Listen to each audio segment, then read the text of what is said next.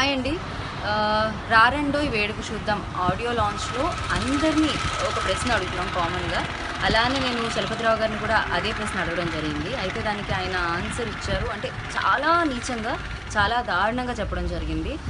అయితే ఇది చాలా తక్కువ మంది విన్నారు. ఎందుకంటే అక్కడ టెక్నికల్ ప్రాబ్లం వల్ల సౌండ్ సిస్టమ్ సరిగ్గా లేదు. మైక్ రీసౌండ్ చేస్తుంది.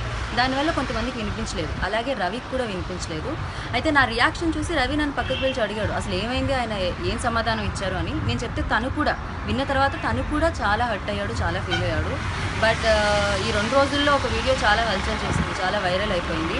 అదే చలపతిరావు గారు అన్న మాట మీద రవి సపోర్ట్ చేస్తున్నాడు, సూపర్ అన్నాడు అని చెప్పి. అది కరెక్ట్ కాదండి. రవికి అసలు వినిపించలేదు, అందుకే ఆ రియాక్షన్ అలా వచ్చింది. కానీ వినుంటే రవి అలా రియాక్ట్ అయ్యేవాడు కాదు. పక్కకు పిలిచిన తర్వాత తను చాలా సీరియస్గా లైక్ అయ్యో ఇలా అన్నారా అని చెప్పి తను కూడా బాధపడడం జరిగిందనమాట. ఇది నిజం.